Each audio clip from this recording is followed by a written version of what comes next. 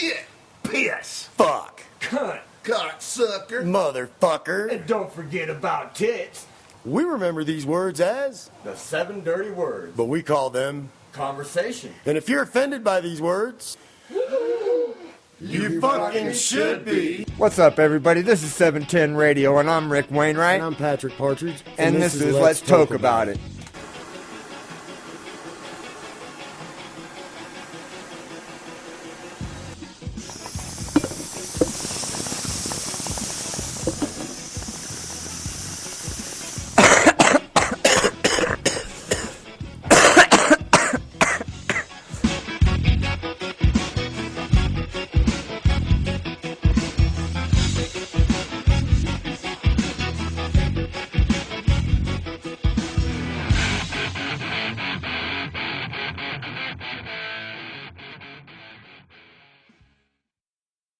What's up, everybody? Welcome back to another show of Let's Talk About It.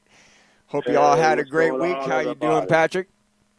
I'm blessed, brother. How about yourself? Been busy, man. Been busy. Oh, I hear you. I've been busy myself. It's definitely been a eventful week. So getting ready for Can Olympics and. Yeah. I've been busy doing the Trog show, and then we're here in Colorado Springs.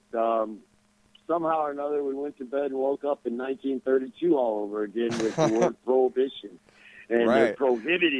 They're prohibiting something instead of doing their job and trying to work with the new industry and to realize the lucrative tax pond that could benefit the city. Our city council decided to do a Harry Anslinger and decided to prohibit all future cannabis clubs. Not only future cannabis clubs, but in 8 years there'll be none in Colorado Springs. No matter how the law is that they're working on at the state level works out, Colorado Springs will be banned, like they have decided with the rec cannabis in Colorado here. We have banned. Oh my goodness. And to me, it literally what I felt, and you know, it's kind of weird to say this. But I literally felt discriminated against from the powers that be, the same as the blacks must have, the same as the gays must have, because there was probably 25-1, because I'd say they had 12 and we had well over 250. Wow. Okay, they had 12 people show up to be in favor of this so-called ban. And we had well over 250 in the room, and at least 25 people spoke, including myself. And not only did one council member decide it was time for his dinner, sit there and ate in front of us, like we weren't all missing dinner to be part of taking care of this business. And which one was that? It was Representative King. Okay. He decided he was going to eat his dinner, and then we watched him literally take naps during testimony. If that's not a blatant disregard or disrespect, and then not a give a shit about what your constituents have to say about an issue, and what that tells me is they had their mind made up going in. No matter this charade and the play that we played out for the last since September. They were going to do this because that's what the mayor wished them to do. And they were not going to do their job, which is to facilitate a new industry and to create regulations within that by working with the individuals within that industry to create regulations so they would not only be able to police themselves, but it would be stated laws to where the cops can go in and know that there's laws being broke. All right, now that's the confusion now. All right, wait a minute. For people that don't understand, because we didn't really start off on saying what this topic was. So okay. This is about Colorado Springs having a 8-year moratorium on. No, it's not a moratorium, brother. No? It's a sunset clause. Oh, meaning, I got you. I understand. But go ahead. If you were not open by the September 12th or whatever the hell it was back in September, if you were not open by that 6-month moratorium, then you will never be able to open at all ever in Colorado Springs. And what they built is what we've asked for now. Mind you, let's step back a little bit. We of the I don't own a club, but being that our church has a promotional arm called Cannabis Revival Colorado, and I do a lot of the work within there, we need these clubs. So I am a part of that industry too, if you will, because we put on events.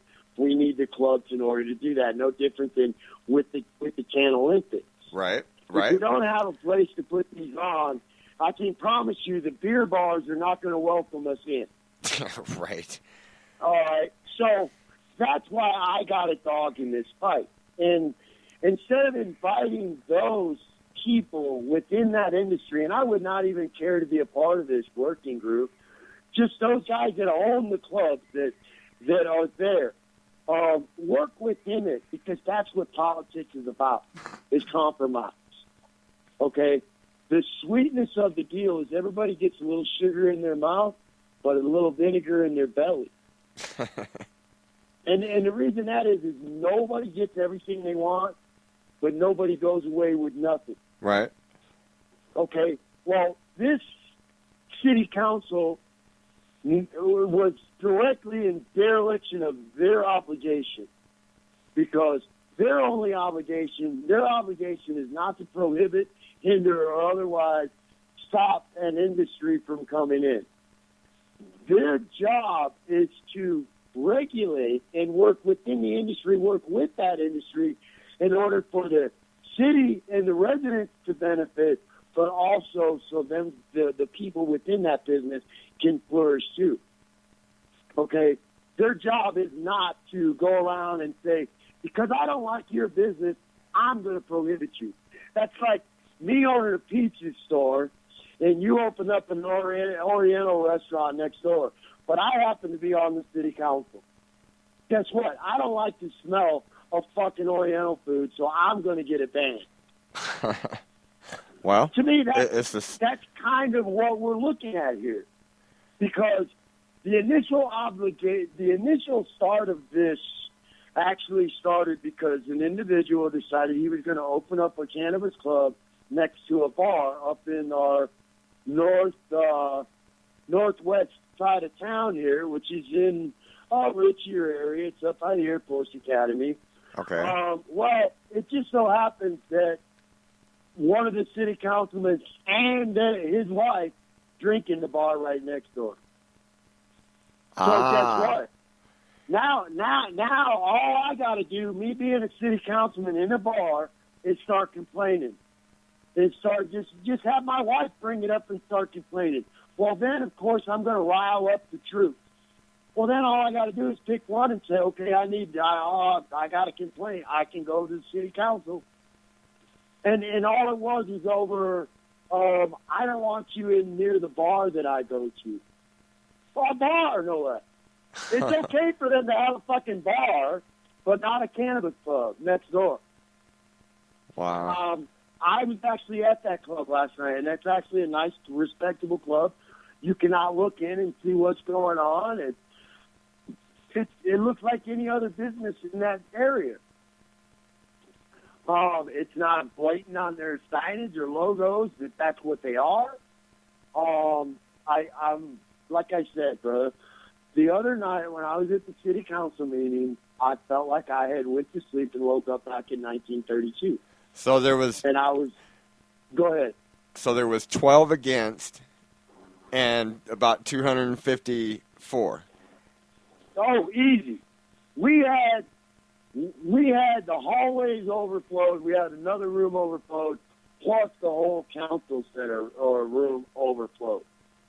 There was standing room only in the council room, as well as out in the hallway and down the other hallway. Wow. Very cool. It was full of people that was for the club. And our elected representatives declined and said, we're going to listen to these 12 rather than the majority. Well, I understand all the politics and the fact that we live in a republic and not a democracy, but wait a minute. We're always told we live in a democracy. Right. And the majority rules. Well, we were the majority. We have been since the beginning of this. And they failed to even acknowledge us, nor have they failed to recognize it. So the game plan is, first off, we're going to repeal whatever law they feel obligated to pass upon the people that have already expressed their will by voting. Right. We are going to get not only cannabis clubs put on the ballot, but we're also going to get recreational cannabis put on the ballot. Let the people decide, not some fucking city council members that are in the mayor's back pocket. Well, they're definitely Okay. not doing the work of the will of the people. Well, in the county of El Paso County, and something that has been brought to my attention as of late, but in A64, the clause for them to be able to opt out, counties, cities, or burgs, was that their citizens would have had to vote it down or voted it no in their county for them to be able to pass it to where they were going to ban it or not allow it. Okay. Well, El Paso County won by 6,000 votes. It passed yes by 6,000 votes. So basically the city council violated everyone's constitutional rights by unilaterally taking it upon themselves to make the decision.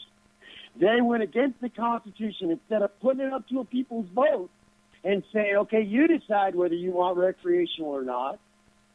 We're just going to say, no, our mayor don't want it, we don't want it. But yeah, you can open up another 100 fucking bars in this town. Right? Okay. But little did they recognize is that was reported here this last year at the end of the tax deal. We raised more money than the liquor lobby. They neglect to recognize our voting power as well. Because they think because most stoners don't vote, they'll just get away with whatever. And they're not worried about a recall because, fuck, they got to face re-election next year anyway. Right. That is true. They're not fearing a recall vote. Well, what I've suggested to the people of my community is to let's look for candidates. Let's recruit candidates to replace these curmudgeons. Oh, man, we need to. Oh, yeah, and we've already talked to, I've got 3 already that we've discussed, and there's 3 people already that stood up and said they're going to go after 3 of the 4 seats.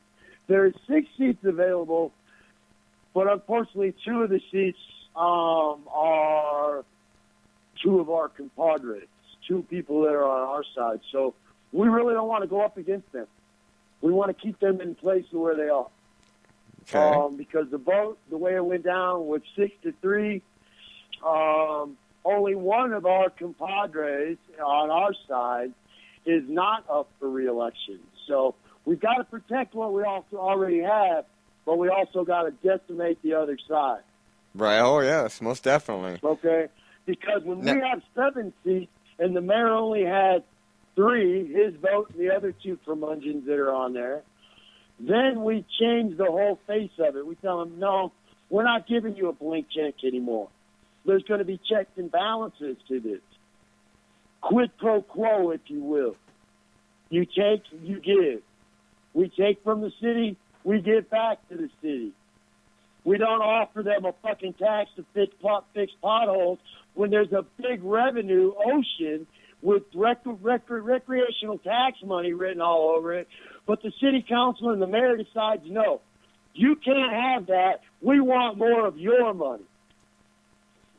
Wait a minute. To me, that's insane. That's insane. You're denying your city because of old propaganda and lied attitudes, meaning you've been lied to and you've been fucking lied to bad.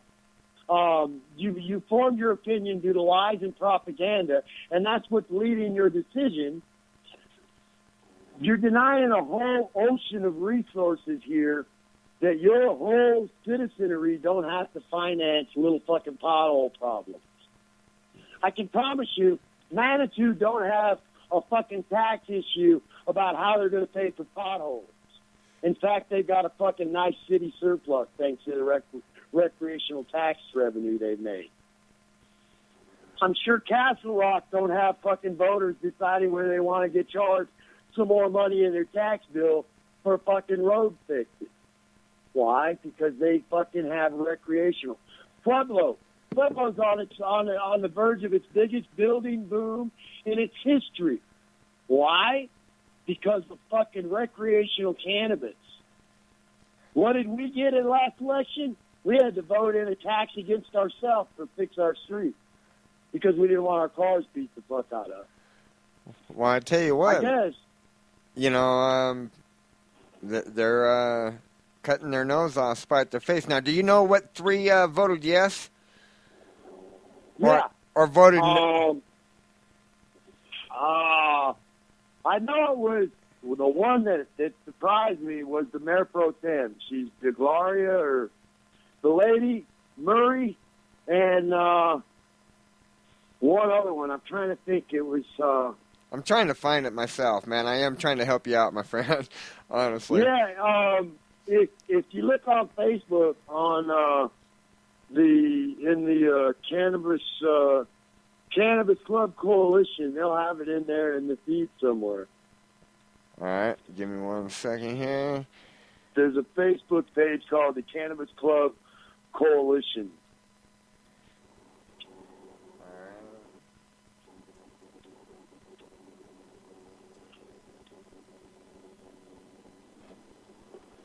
See what we get here. I know it was Gloria or whatever. She's the Mayor Pro Tem, which priorly she voted against it. It was Murray, and then there was one other one. I'm trying to fucking think. But yeah, we had 3 on our side, and unfortunately 2 of them. Okay, I found it. Mayor Pro Tem. Okay, but right, the Mayor Pro Tem is up for re-election. So we've got to do everything we can to protect her. Yeah, it is Bill William, P. Murray, Mr. Murray, and Jill Gabler, and yeah. Helen Collins. Yeah, but Bill Murray, he's Mr. Murray. He's the one. He's really on our side. In fact, he stepped out of his comfort zone, and he's encouraged us to pool our resources and get people on the fucking council that'll listen to us. He actually said that he's almost embarrassed to be a part of that council. Oh my goodness, that's a heavy statement right there. Well, yeah, because he realizes that those folks are stuck in the fucking dark ages. It's time to move on. No matter what your personal propagandized formed opinion is on the plan, it's time to move the fuck on. The people have woken up and realized that this is a beneficial plan, and all the other shit that says it's not is just that lie shit. Right. Oh, man. So what they have done is basically said that in 8 years, they're going to close. Yeah, but get this. Here is the creme de la creme of these gutless, ballsy motherfuckers. All right, for the last 3 years, we've been begging them, regulators, we're not going anywhere. Let's work together and let's get some regulations so we know what we can and can't do. Well, what they've done now is they devised a licensing system and a regulatory system, but it's only good for 8 years. So what they're saying is, yeah, we're going to ban you, but between now and then, we're going to fucking heist you for just under $8,000 total, because the licensing process runs just under between $500 and $800. Okay. Okay. So for the next 8 years, we're going to regulate you. We're going to make sure you give us our VIG, well, no different than a fucking loan shark giving you privilege. Okay. We're going to give you this, but you're going to pay us. We're going to regulate you for the next 8 years, but after that, You're done. Wait a minute. How are you going to regulate me after you ban me? Fuck you. I'm not going to sit on for your regulation. Up to this point, you've had no regulation. You've been able to. Your police chief even admitted that you couldn't do nothing. He can't do nothing to stop us. There's no law that says he can stop us. So just because you claim you're writing an unconstitutional law, we're supposed to lay down and accept that? Absolutely not. Absolutely not. You've been convicted of dereliction of your position on the city council. Because not only have you denied us access to an ocean of revenue, you've asked us for more taxes on top of that denial of the revenue, but now you're hindering a fucking another avenue in an industry that's here. It's not going anywhere. They've already built in the infrastructure while you weren't even fucking looking, you idiot. But we've invited you in for the last 3 years. We've asked you to fucking come and do this for us. But now, instead of you doing it, you're going to go ahead and ban us. Then you're going to give us regulations during that 8-year fucking whatever, the sunset clause. Uh-huh. And that, to me, is utterly insane. And, you know, it goes beyond that, dude. There's a set thing is in the Constitution or has written in there about private clubs, organizations, and otherwise. You can't pass laws against those motherfuckers. If that was the case, the NRA would have been disbanded years ago. True. Very true. Okay? That's a private member organization or club. You have no say so in it. And if they're going to ban us, when are they going to start going after the moose, eagle, or whatever? What's next? The VFW? Right. Or the American Legion? What's next? If they can ban our clubs, yours is next. This is what we're going to tell them. You know, they're just unilaterally working on their own lie-based opinions. Failure to do your own research is no excuse in this land. Well, you know what? I'm looking at this picture. I'm on KRDO.com. Colorado Springs Council passes cannabis club ban. And I'm looking at the picture of these council members, and man, a lot of them look like these old fuckers that have been in, you know, that, I'm telling you, They man. kind of look like our Senate. The average age is 68 years old. Right? I'm like, man, no wonder they're... And I'm not, hey man, don't get me wrong. I am not a senior basher. No, But I'm not either, but...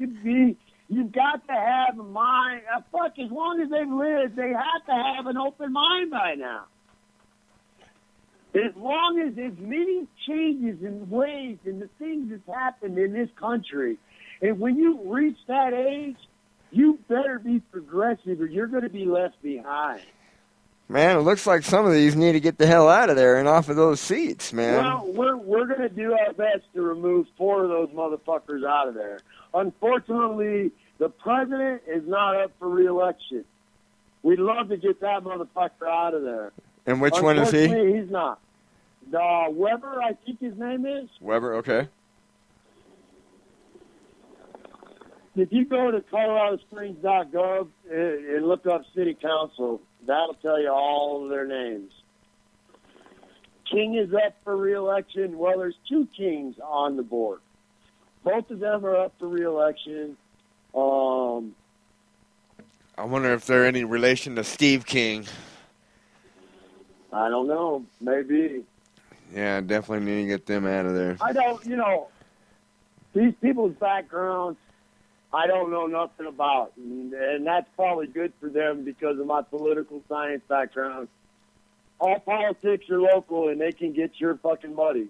I don't want to go down that route, but they really, and I know every time I go up there to speak, they look at me like you're some old fucking stoner and you don't know what the fuck you're talking about. Unfortunately for them, they're underestimating all of it. Well, because we're so much more than just stoners. Now, didn't King get offended after what his name, Andrew Pouch? What's his name? Porch. Porch. Andrew Porch. Andrew Porch called them Adolf Hitler and Saddam Hussein and dictators. Well, let's be honest. Andrew's decorum wasn't necessarily professional, but I have to say this: the professionalism they were showing us in return, they got back the same respect that they garnered us. Oh man, well no, I was just saying I did watch that video. No, he cussed them out. He cussed them out, and they deserve to be cussed out. They deserve to be cussed out for the disrespect and the lack of respect they showed. It went beyond just disrespecting us. They showed us they had no respect for us. Well, then. Okay, so I'm not mad at Andrew at all for doing what he did. After everything he's gone through, I have to tell you this, man. After everything he's gone through, this guy's been fined a lot of money, which it's not public privy, and I'm not going to share information. But this guy's faced a lot, and he's still fucking fighting, and he's down in the trenches for all of us. We may not agree with him. We may not agree with his business model. But I will give him this. This guy's a fighter, and he's going to stay in the trenches with us. Okay? Hey, right he's on. fucking lost a lot, bro. He's lost a lot. They've come in, and they fucking disparage his character. They disparage his club. The fucking chief of police disparaged his club last night, not only by saying, we spent over $80,000 investigating this one individual, but yet they're still open. What kind of resources has he spent fighting these so-called phony investigations, bro? I mean, you got to give him some credit here. Oh yeah, I was. I enjoyed the video that I watched. Okay. Oh, it was fucking great. He put all of them in their place. Yeah, I'll give him props for that. Jump on Andrew for the way he acted and what he said. Step back and look at what he's went through by these motherfuckers. Oh yeah, no, step back and look at what he's faced with these sons of bitches. And I'll call them out their name every chance I get because they don't have no respect for any of us, and I can't respect someone that does not respect me. I got more respect for my dog than what these cocksuckers show me. And that's saying something, bro. I mean, a fucking dog that don't like me will still respect me. Right. These fucking people don't even know me, and they don't respect us. Well, they're not willing. They're ignorant, and I've said for years, man, prejudice is based on ignorance. Ignorance is because you refuse to look into the other person's lifestyle, so you adopt prejudices against them. That's your fault. That's not mine or no one else's. I will tell a racist to his face, you need to look within your fucking self. I will tell a homophobe, you need to look in yourself, because guess what, brother? It ain't like the flu. It don't fucking rub off. You can quit being scared of it. Right. Okay? And that's what it all boils down to. These people have an inbred fucking fear of this plant, and they need to get over it. It's based on fucking ignorance and propaganda-based lies. All right? And that's what I'm more angry at than any of them. They refuse to respect us, but they refuse to do any research about what we do know. Besides that, dude, we know for a fact what we do know could save the whole fucking world. Right. About this plant. But these fucking curmudgeons refuse to listen to it. They refuse to work with it. They refuse to acknowledge us. They refuse to acknowledge our education, our entrepreneurial spirit, or our votes, or our fucking resources. They refuse.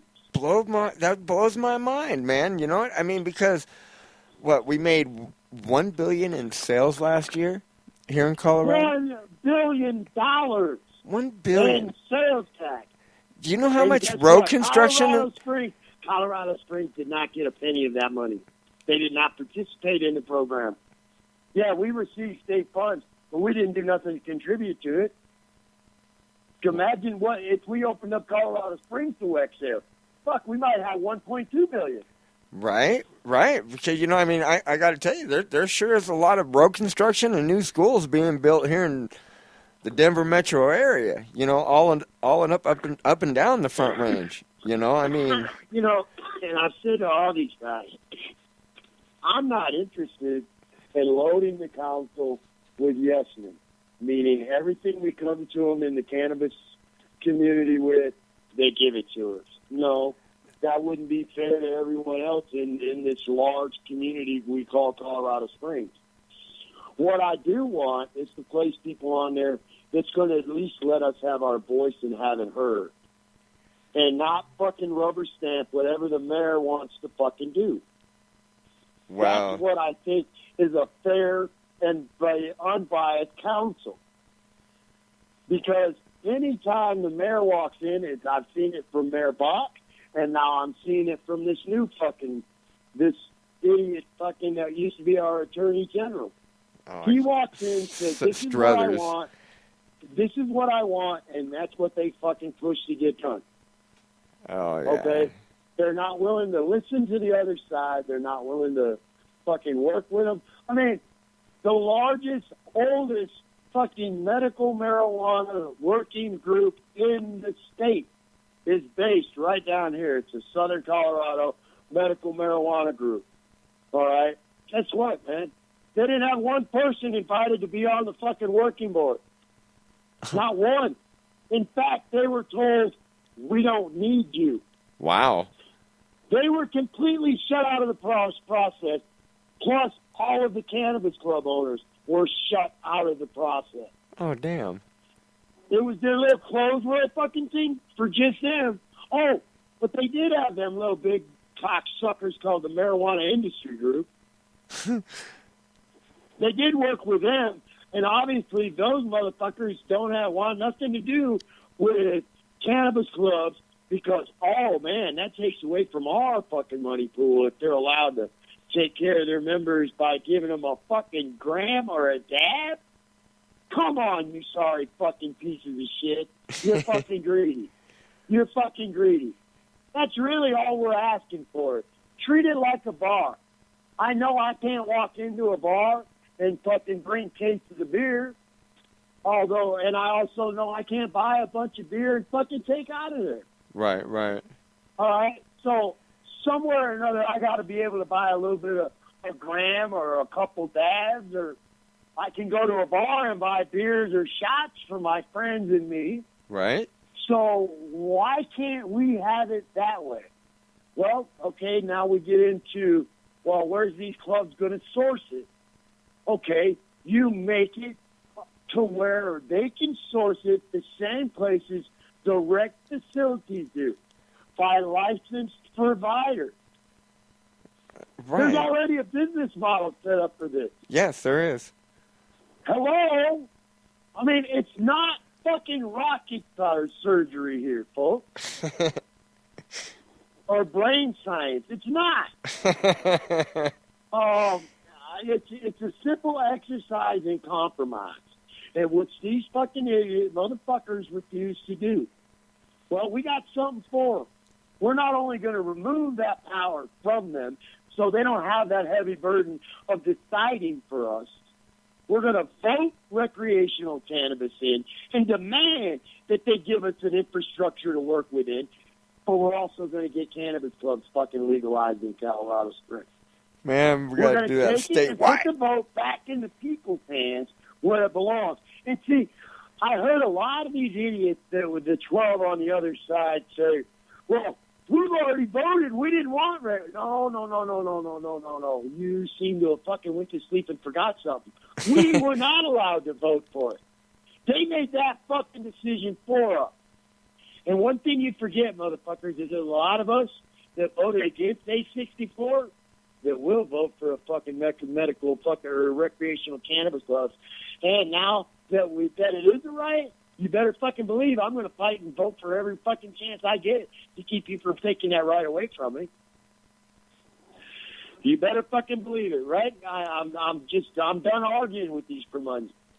Your city council violated the law to basically facilitate less than 1% of the population of Colorado Springs, if you will. Okay? Because if you look at how many people we've had show up throughout the whole fucking thing. Earlier, dude, they couldn't get one or two to show up in opposement of the cannabis clubs. Then all of a sudden they was able to get 12? Wow. I bet you their phones were ringing off the hook the night before trying to get motherfuckers to come down and support them. Yeah. Okay? We didn't have to do that. All we had to do was say they were taking our fucking right away. And we showed up. That's what they forget. We do show up to the polls when it's fucking important. When it's bullshit that you guys create and you want us to say so when you've already made your decision what you're going to do, we don't interest our time. We don't waste it. We got other fucking more important shit to do, like change the goddamn world. Right. Okay? So, you don't want the burden of working with us? Well, fine. We'll just take that responsibility out of your hand. We'll vote it in.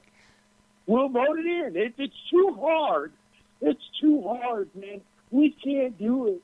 Well, it's just too hard, man. Okay, you can't do it. You won't do it. Fine. We'll do it. Same way we did A20. Same way we did A64. We'll do it. And then make you fucking do what we want you to do. All we've done is ask you to do what we're asking you to do in the first place. But you refuse. You go ahead. But when you wake up, and not only are you on the unemployment line, I know you're not because city council is not a full-time job, but when you don't have that seat and don't have that power anymore, and you're looked at with disdain from your fucking neighbors and your cohorts and your fucking other citizens, then maybe your conscience will get to you and say, maybe I shouldn't have hampered a whole fucking industry, a brand new industry. This is brand new, bro. Oh, yeah. Brand new. They had a chance to be on the forefront, be the example, rather than the example. You know? Because right now, yeah, they're going to be a fucking bad example. Somebody said at the council, somebody testified to remind them, how much money you think this is going to cost the city in lawsuits now? Well, I hope quite a bit. Because I tell you, we're going through that problems up here in Denver, and it's aggravating, when... I don't want to sue my city. We don't have to. We don't have to go through the process of suing. We got this thing called a ballot initiative recall. And what we do is we repeal, we're allowed to get enough signatures, which is 25% or 1/3 of the total signature, total votes garnered, and we can get shit put on the ballot for people to decide. For us, the voters, the real constituents of the city. Yeah, that's the beauty of the power of the people. We don't have to sue them. They don't have to be in the court of law because the people's vote speaks louder than the judge's hammer. Right. Okay? When we're specific in what see that, me and you've discussed this before on the pitfalls and the pratfalls we're going to be facing with the hollowness that was A64. It wasn't definitive ballot language when it was passed into law, and when it was passed, they got to write it as they needed to. Right. Okay, that's exactly backwards from a signature or ballot initiative drive. The ballot initiative drive is you put the exact law language in the ballot, meaning when it's voted on, it don't even go to the House. It goes directly to the governor's desk, and he's got no choice but to sign it into law. It's not fiddle-fucked by a legislative body. It's not fiddle-fucked by no committees or working groups. It's voted on by the people and signed into law. That's the way laws are supposed to be fucking made. That's the way they pass them on the legislative floor. They don't get them passed and then fucking write the rest of the law after it's passed, do they? No. Well, somehow or another, we forgot that process doing A64. We allowed them to write a DUID bill. Now we're letting the whole goddamn state rewrite A64 because we allow these fucking little cities, burgs, and fucking towns to circumvent the state constitution. How can you pass a state law and let a city government fucking say, fuck you, we're not gonna recognize that state law. Huh? That's a good question. That's what the law. That's how 864 was written. You're right. You are right. So, yeah, that never made sense to me either. I didn't understand that. I still don't. You know, I mean. Oh, it goes to my point. Was 864 was bad legislation. I'm not a prohibitionist, although some of my friends accused me of it when I told them I was not voting for 64. Fuck, man, I've been a pro-cannabis activist for 90% of my adult life. And for someone to look at me and say, you're a prohibitionist, I was taken aback. Wow. Right. Now I can see the problems that we all are going to face when it comes to doing this and doing this right. Because the argument I got was, well, it's legalization. Let's pass it, then we'll fix it. Well, my attitude toward that was, wait a minute. We knew 1284 was a bad law when they implemented it against 820. Where have we done to fix that? You know what that made me think of? The Affordable Health Care Act, when Nancy Pelosi said, well, we'll just vote for it now and then we'll find out what's in it later. We got to find out what's in it. We got to pass it to find out what's in it. That's her famous fucking quote. Right. I'm like, are you fucking serious? Yeah. Well, see, they're all guilty of dereliction of duty. And the reason that is, man, and the federal legislative process is really sickening at this point, because what happens is, a bill will be produced, all right, and say you're a senator. You get this fucking humongous 1,500, 2,000 page with all kinds of pork barrel bullshit in it. But, hey, wait a minute. We're going to up and down vote on this motherfucker tomorrow. Okay, not only do you not have enough time to read it, to really find out what the fuck is really there, you ain't even got no time to surgically pick it apart to find out what's not even pertaining to the law we're passing that's in this law. That's what's going on in federal politics. That's why it's fucked up, because they jam everything in to a veterans bill when it's a sidewalk improvement fucking bill. But they'll jam it into a veterans bill and say, if you don't pass this motherfucker, you're against veterans. Wait a minute. You got it fucking 3/4 full portfolio bullshit spending. I can't support that. Oh, but look we're giving $1 million to the vets. You can't say no. That's the phony part of what's going on in Washington today. And now that we've kind of transitioned from the local politics, let's dive right into the fucking shit show going on the federal side show. And that's what I call it. Anytime we're convinced that there's only two choices when we can go down the toilet paper aisle and find 30 different brands of toilet paper, they got us fucking lied to.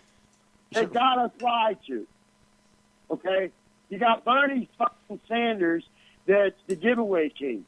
Now, he does make a lot of sense. If we tax the rich, if we take away this, but let me ask you this, man. He's been there how long? 30 years? He's been there 30 years. What major committees has he worked on? Oh, I could bring that up. I'm throwing you a softball, Rick. Hit me a home run with it. The What Veteran committees has he been Administration.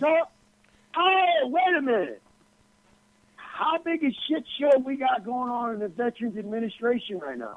Right, and let me. I'm going to pull some stats up but because he's I did the a show. savior of On, the fucking world. I gotta wonder if he ain't the savior of the fucking vets coming back fucking damaged from this corporate fucking war we're fighting. How is he going to save us all? and do you know that he has not sponsored any bills in the veterans? He's not sponsored any bills that's passed in the last 25 years. He's had 3 bills passed. In his whole career. In Yeah. his whole career. Yeah. And it had to do on, one was like climate change, one had nothing really to do with hardly anything, really. I mean, Nothing major has he ever accomplished the whole time he's accepted our paycheck. yeah, now I'll bring. But yet he's going to be the savior. Don't get me wrong, fuckers. Don't start talking shit about me being a rotten criminal fan. I'm not. I'm not a Hillary Clinton criminal fan. She's a cunt, she's a criminal, and she should never even serve office. She should be serving in pinstripes in a prison cell somewhere. So, All right? That's the lopsided bullshit on the one side of the shit show that they convince us is our great choices. Well, then now let's flip the coin to the other fucking side of the shit show. Who do we got? We got a Cuban national called Rubio. We got a Canadian named Cruz, whose wife is on the fucking Council for Foreign Relations. He's fucking tied in with Goldman Sachs and Wall Street bankers so fucking deep that you cannot cut him apart without killing him.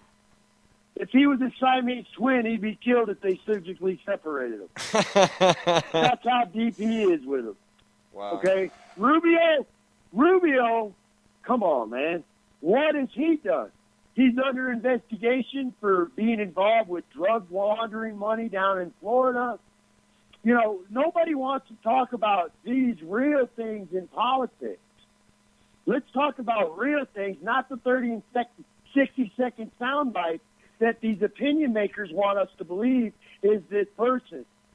Let's do real deep research on these individuals that we're asking to run the free world, which basically all they are is applying for a CEO fucking position. Okay? We got the fucking idiot that's so wrapped up in the banks and the Wall Street that there's no way that guy's good for us. And then we got the TV star Donald fucking Trump.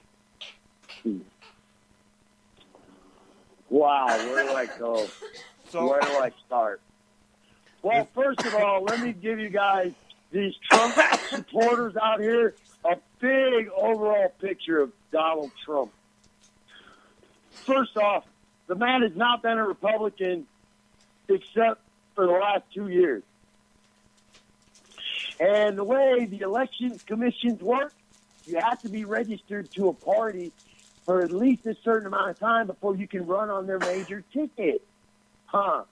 And who's his best friend? Bill Clinton.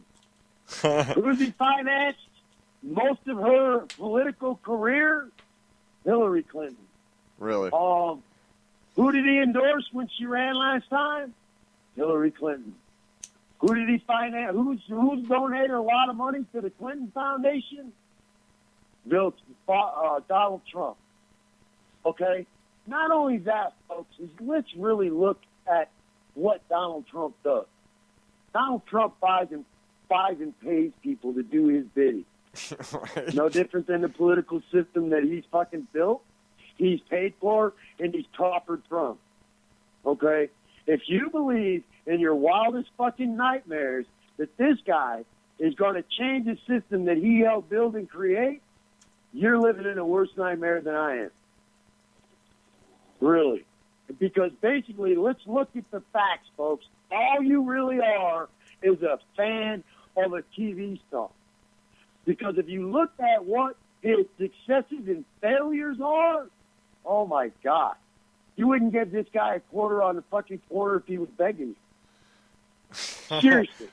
Wow. And I'll give you some examples. Everybody wants to say, oh, he's a successful businessman. Is he? Well, yeah, that's the question. Because not only is he facing numerous lawsuits, he just settled one with the immigration department over fucking hiring illegal immigrants. He's also being sued for fraud because he's selling steaks that is not fucking any good. He's fucking getting people to give a bunch of money to go to some school that is a fucking bullshit. Now he claims, oh, well, they just used my name. Well, wait a minute. Then how come you're doing all the pitching of the shit? If they're just using your name, then how come you're the pitchman? You're benefiting from this. These are your companies. It's like you find out about his Trump water. You peel the label back, and it's a fucking other label, and they sell private label water. It's not even his company. Okay? His magazine is a failure. He gives them away in his hotel because he can't sell them. Okay? This guy is a fucking con man. He's built confidence in you to make you believe he's this thing. This successful businessman, of which those examples I showed you is not too damn successful. Well, let's look at a third-party candidate, Gary Johnson. Gary Johnson, as a businessman, started a company with two guys. It was a home maintenance business. He ended up being the largest employer of the state he later became governor in. Never once was he investigated for hiring illegal immigrants, and he wasn't involved in politics, folks, so it wasn't like he was paying off his friends to look the other way. No, he hired American citizens. Ah, what a fun fucking idea. Then, what he not only did then is then he became governor of the state. He gave himself term limits of 2 terms. He not only cut the size of government, cut taxes, but he grew the state. He grew the state GDP. He grew the state jobs. He vetoed more pork barrel projects from the governor's desk than any governor you can fucking name. But yet still, New Mexico was one of the most prosperous states when he left, and it still is, from the policies he implemented while he was governor. Nobody wants to give him a second look. Why? Because mainstream media don't want this guy. They want you retarded believing there's only 2 brands of toilet paper when you see there's 8. Okay? The reality is, folks, there's more than what they're telling you there is. Look beyond. Look beyond and demand better. Because as Jerry Garcia once said, voting for the lesser of 2 evils, still you're voting for evil. Well, I got an interesting article up about Donald Trump, and it's from socialspinwheel.com, and it's the 10 scandals that could destroy the Donald Trump's presidential campaign. Oh, these are just the top 10. The top 10, yeah. He could have many top 10 lists on this kind of stuff. Well, number 10 was the 1970s discrimination lawsuit. As Trump continues to surge in the polls, making his Republican nomination victory seem more and more likely, Democrats are looking for any dirt they can find on the billionaire. One such scandal revolves around Trump's 1970 discrimination lawsuit where the Justice Department sued Trump for refusing to rent his rental units to minorities. Currently, no one has run with the story, but it's beginning to gain some slight traction. Honestly, with all the questionable comments, this past lawsuit isn't even surprising. All right. But now let's think about it, man. How pissed off are these brain-dead fucks going to be at this guy after he said what he did about the Mexican population in this country? Or actually the South American, because they're not all Mexicans. But, this guy says just about anything he fucking wants. In fact, I seen a clip today where the guy that literally sucker punched I saw that. Was being escorted out. He actually said we may have to kill him next time. And Donald Trump tolerates this shit. And this guy's asking to be our president. Didn't mean to interrupt, but go ahead. Oh, you're fine, man. I just wanted to point that part out there, kind of going along with that. He's already fucking discriminated at one large percentage of the population in this country, and they still fucking are wanting him overwhelmingly. So that part isn't going to affect these brain deads. Number 9, Trump versus Univision. I'm sorry, that was funny. Trump is... Hey, I'm passionate about politics, man. And this is really... This is why I got out of working in the fucking field, bro. People are getting their fucking political opinions from 30 and 60-second sound bites, and they have no idea these fucking guys they're rallying so hard to support.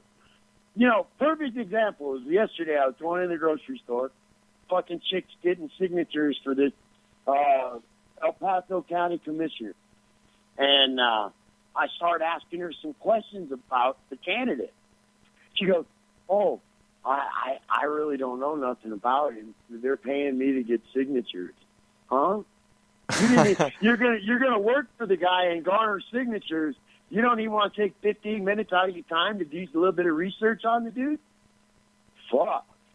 I get. I mean, but that's where the political system is going, man. You know, they get their opinions off these fucking these talking heads off TV who have nothing to do with the political system. They're fucking just that. They're opinion makers. Yeah. They form other people's opinion for them because they're too lazy to do any research. That's why I call them brain dead. Wow. The facts are right there in front of them about these candidates, bro. And they're still, oh, well, there ain't no other choice. Well, yeah, they are. There's 83 motherfuckers running for president right now. And you're only hearing about 5? Right. Oh, 6. Well, yeah. Is still in there. For a little bit. Yeah, but you know what I'm saying. It goes along lines. They've got folks brain dead, bro. They've got them just. They do their thinking. You know, they've got to convince. Oh, don't worry about it. Look into the TV. We'll do your thinking for you. That's why I don't own a television. The thing was fucking patented for a mind control device in the fucking 60s. Okay? There's a reason that there's not only one in every household, there's 2 or 3. Now they're producing them to where they'll spy on you, and there's no way you can take that out of your fucking TV. Right. There's a reason for that, man. These political policy opinion makers, they're forming a political system by forming people's opinion because they're too fucking lazy to do 1 hour of research. I challenged a friend of mine. He's a Donald Trump guy. I said, do me a favor, man. You've done all of this so-called research you've done for Donald. Spend an hour researching Gary Johnson and then contrast the two. Would you just do that? He wouldn't even do that. Wouldn't even do that. Well, Donald Trump says this. Well, wait a minute. You're believing what an individual says when he wants something from you. This is a con man. This con man will tell you anything in order to get something in return from you. Right. Recognize what it is. But go ahead, man. I interrupted you some more, but I mean, you know, we can go on forever about this fucking idiot, but Oh, go yeah. ahead and get these top 10 going, because I'm gonna have fucking commentary. I'll bet on every one of them of prime examples of shit he's doing right now. Well, okay, so number 9 was Trump versus Univision. Trump has made one thing very clear throughout his presidential run. He has no tolerance for illegal immigrants and has no respect for the Latino community. At one of his events, he was interrupted several times by news anchor Jorge Ramos, who was trying to question him, but Trump felt he was out of turn. Trump finally said, "Sit down, you weren't called. Go back to Univision." Ramos was eventually removed from the event, however, called out Trump for once again showing a complete lack of respect for immigrants living in the country. Incredibly presidential, eh? Right? Oh, yeah, man, I'm telling you. Number 8, they called the Great Wall of Mexico. Trump shocked and appalled Americans across the nation when he revealed his plan for immigration was to have a wall built across the Mexican border. And even worse, he would have Mexico build it. No, I think he said that he would have Mexico pay for it. of course, sparked outrage among citizens and political. No, initially he said he'd have the Mexicans build it, but they'd have to build it from the other side. So then they would be paying for it, too. Yeah. I mean, just some of the shit this guy runs off the side of his neck with. It's like, what the fuck did he just say? Man. And he gets away with it. The problem with this country is they're letting him get away with this shit. I mean, and they're applauding. There is actually, give me a second here, but there's actually a sound clip of him, which he didn't know was being recorded, which he was actually talking about his voters on how excited they would get when he looked around the crowd and realized they really weren't listening. All he would do is start talking about how big the wall he would build and how high and high and high it would go. And the crowd would get so riled up that basically what I think Trump is doing is a science experience and proving how dumb this fucking country has really become. You know, I have to agree with you, and that's kind of really a sad I'm statement, really doing man. it. I mean, I'm thinking he's showing the example of the mentally ill this country has truly become. well, Following idiots like this. But you know, you can go onto YouTube and just type in Trump supporters, and just listen to them. Just listen to them. It's like you lose IQ points just listening. Shallow gene pool pollywogs is what I call them, man. I've nicknamed them all. They're swimming in a shallow gene pool, and stupid people should never breed. There's the example. Right. You know, I once was a supporter of the Tea Party until I saw the crackpots come out. Yeah, me too. I gotta say the same thing. You know, it's the principles and everything of the Tea Party is strong and all that, but now you see the crackpots come out in Trump, and every time I see this whole shit show on parade is how I like to describe it now. I had a friend of mine tell me that he thought that was kind of rude for me to call it that. I go, well, what else to call it? Look at the fucking debate. It's a fucking circus. It's a shit show on parade, man. Right. There's no dignified comments coming out of any one of those motherfuckers. I mean, not one of them has said a comment that is sticking to the issues that we face every day as Americans. I mean, have they really even talked about policy yet? I mean, no, they use it as political issue, man. The Flint fucking water crisis. They've used it as a political tool. You know, that's all that is, man. Of holding the debate in Flint. I want to know, were they drinking any of the goddamn water while they were there? Right. That's a damn good question, man. I would like. You know, they weren't, but... Oh, fuck no. But yet they'll use it as a political ploy in hopes to garner a few fucking votes out of people that they've already poisoned. You know, I mean, were they there That's before sickening this? display of our political system right there is what I thought. Were any of these politicians, did they go to Flint when this crisis started happening and you know, the mainstream In fact, fucking Rubio kept saying it's a state issue and the federal government shouldn't get involved at all. Oh. Yeah, that was Rubio's direct quotes. Man, what a you know, and you want to be president? And then you got that fucking moron from Utah that just held up the fucking clean water aid going to Flint. Did you hear about that? No, I did not. Yeah, senator from Utah. He's a Ted Cruz lackey. He's the one that held up the fucking water vote. Oh, man. Yeah. Going to deny him $16 million.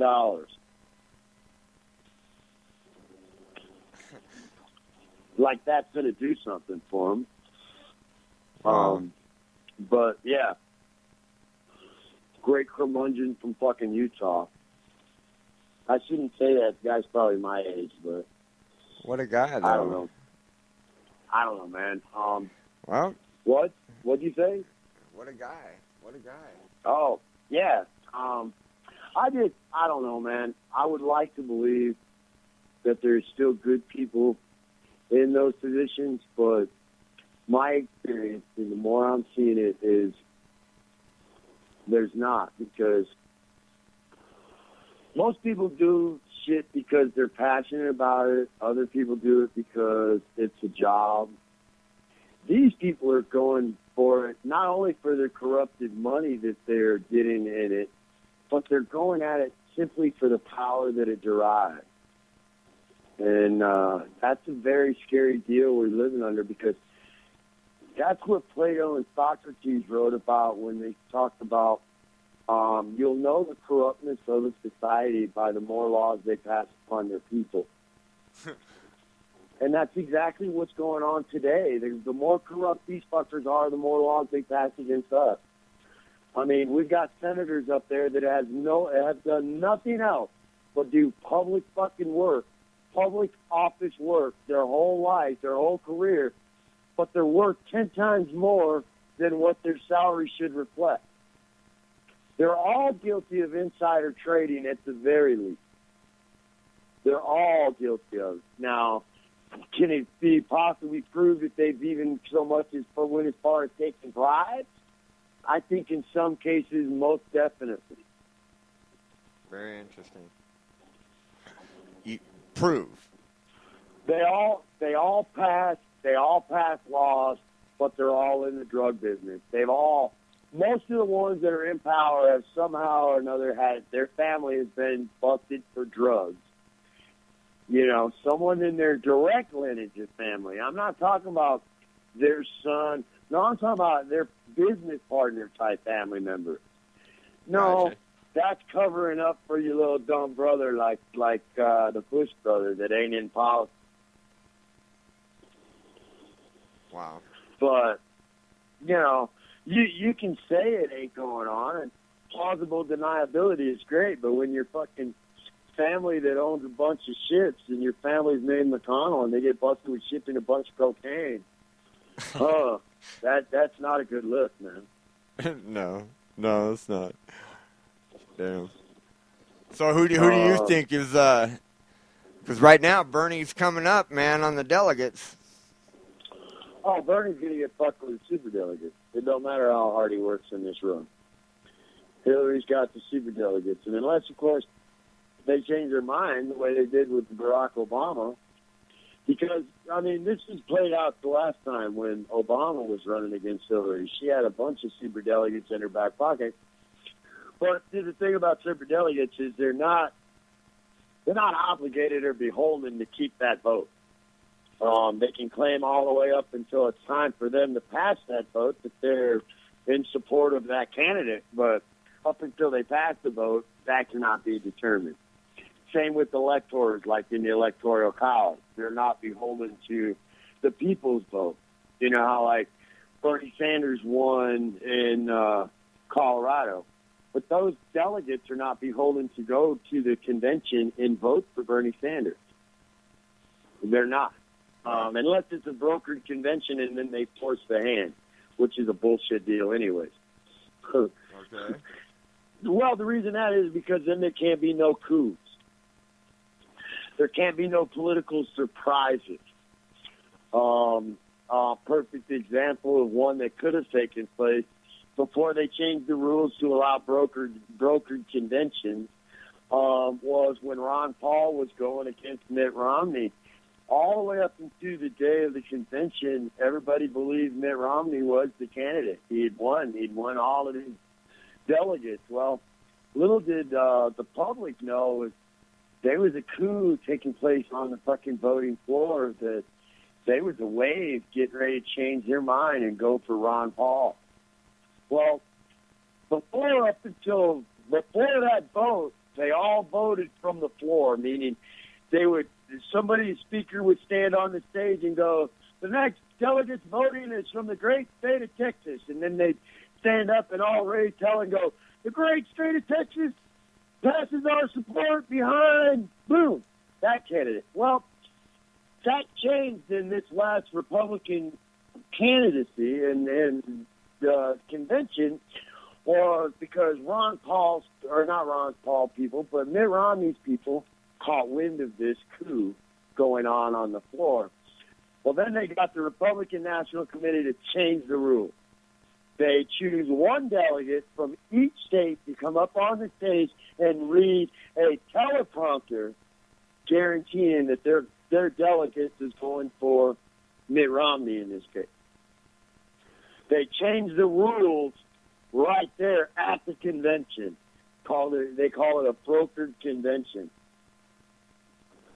It's kind of scary that way. But that's what happened with Hillary Clinton. Throughout most of the race, she had these superdelegates up until the crunch time, and the superdelegate says, we can't support you.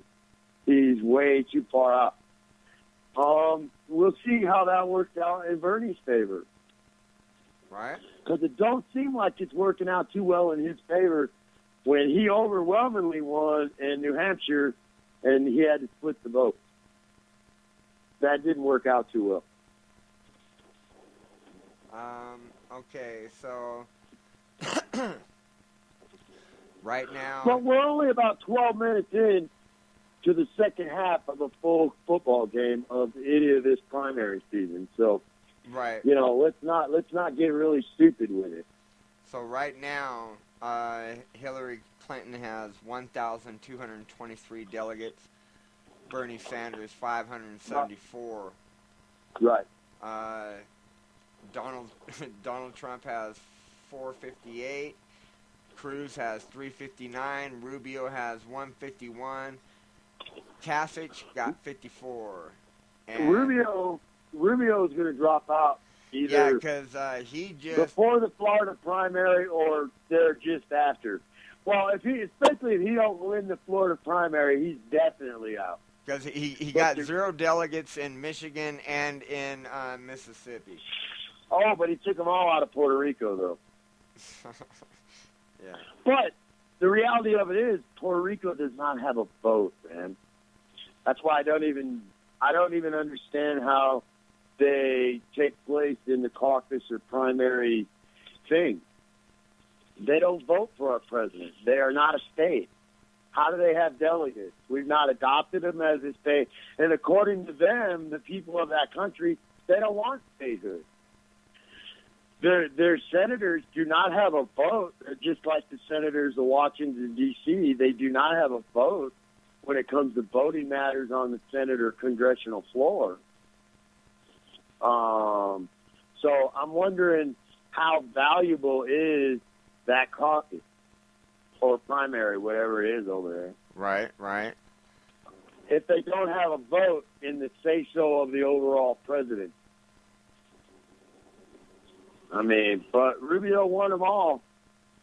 Right, but like you said, what does that matter, really, Well, obviously it matters to them. It matters to the people of Puerto Rico, which, I think that should be a country all to their own. That shouldn't be a United States 51st state.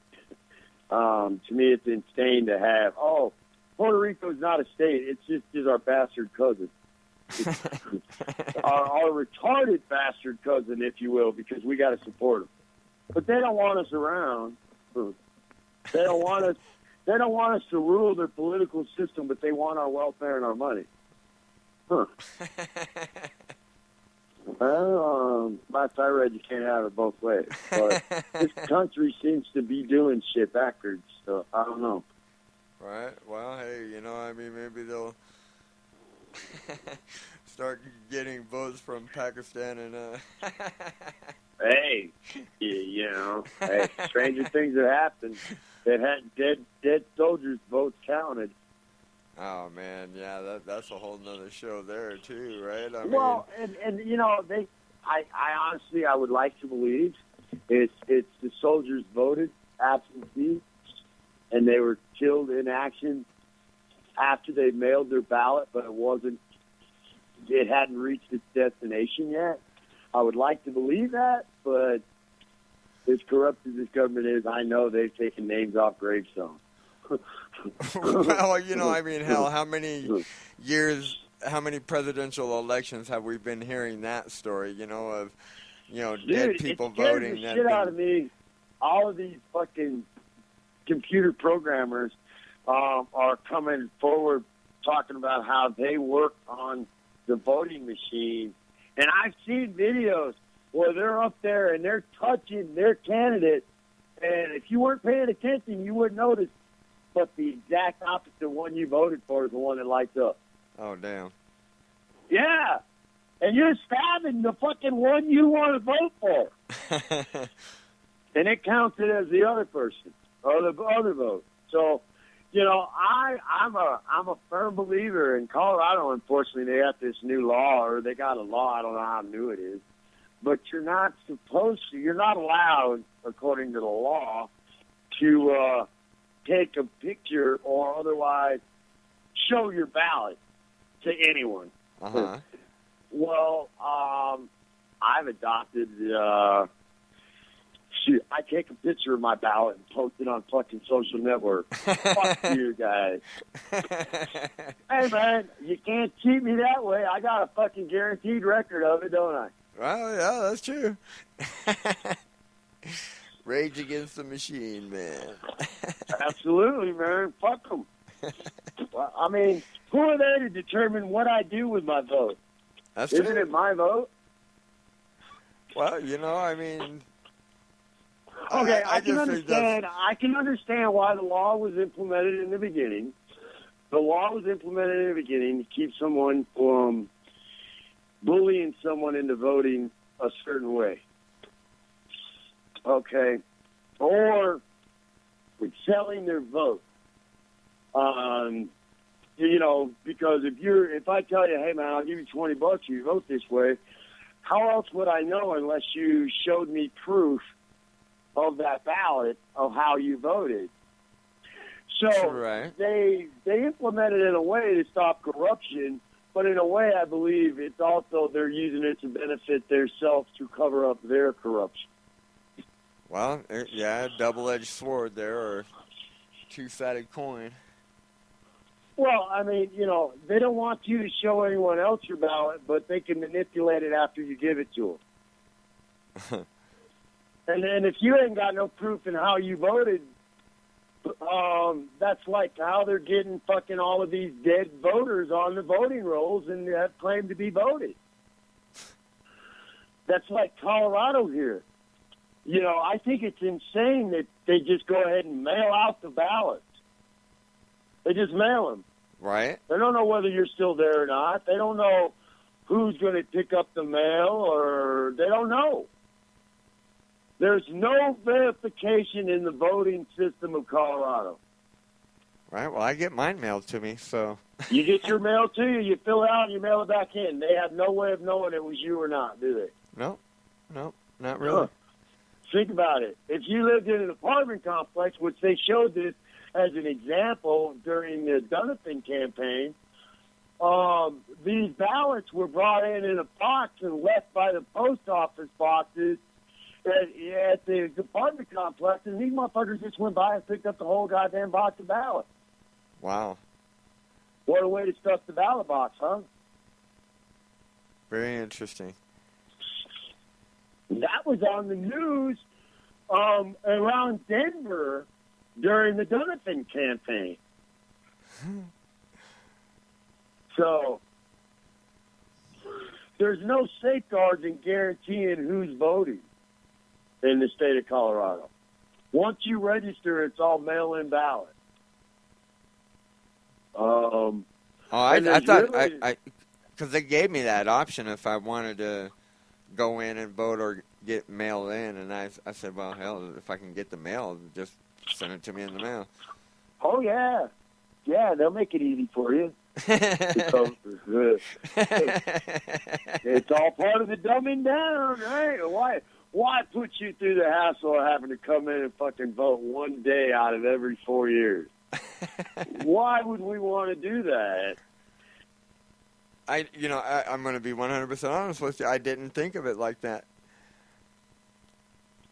Lazy is as lazy does, man. Dumbing it down.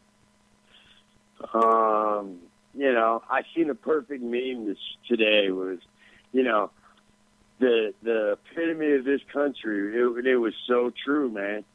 There's this fat folks sitting on the couch watching television. The mother's got her face stuffed in the phone. The little girl's got her face stuffed in the phone. One little boy's got his fucking hands in a bowl full of chips, and the other kid's playing a video game, and the dad is sitting there getting served a big bowl of shit from a fucking robot. That's the epitome of America, man. We get everything we want from the fucking TV and these so-called smart devices nowadays. Well, I saw a funny-ass video earlier today. Damn it. Oh, I'll remember his name here in a minute. But he was going around, and he was just asking everyday Americans this simple question. Who was our nation's capital named after? And out of everybody that he would ask, man, I mean, really, there was only... Isn't that guy Dykes? Isn't that Ryan Dykes or something? I know who you're talking about. He does them all the time. Oh, yeah, but it was just amazing to me how many people didn't even know what our nation's capital was, actually. Let alone who it was named after. Well, the reality of it is it's Denver, Colorado. Oh, did I say that? No, I didn't, really. It's Washington, D.C. But, yeah, I see one that he did, dude. It's fucking hilarious. So where he had these people actually signing petitions where you were allowed to abort your child up to 5 years old. Up to 60 months is what he put on there, and they were signing away.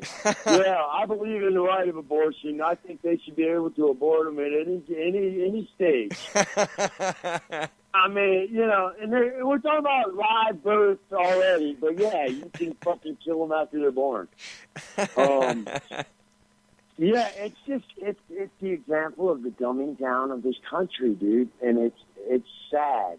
It's sad to sit and watch. Me being a political scientist, all we are really is social science. We observe society, and we devise political, for lack of a better word, schemes. Taxation, community development, different things that works within society. What I'm observing is a sad political social science experiment of the example of how dumb we've really become. Yeah, right. It was just amazing. It's a sad country we're in right now, dude. We're the laughing stocks of the world when we're using Bernie Sanders and Donald Trump as our greatest fucking examples of our political system. Whew, boy, you ain't lying there. Oh, man. Yeah, you're right. Well, I mean, all that military might and not a fucking ounce of common sense or brains. Yeah, it's kind of scary to think that they'd be walking around with the codes to the nukes. Hey, man, remember them kids that we used to go to school with that we used to be not right, but had retarded strength? Yeah. That's what we're looking at right here, man. We're talking about putting idiots with nuclear bombs with retarded strength. I mean, and it's becoming more and more, prevalent that one of those two are probably going to be propped up in our political faith of that's our fucking saviors. Yeah. I don't see that happening. On one side we bitch about taxes, but we're actually considering a guy that said he'll have to raise our taxes to approximately the 80% level. Whoo! Well, and none of them is touching on the very core of our debt is the Federal Reserve and the lack of that it's not under federal purview. Well, I tell you what, I made that very comment.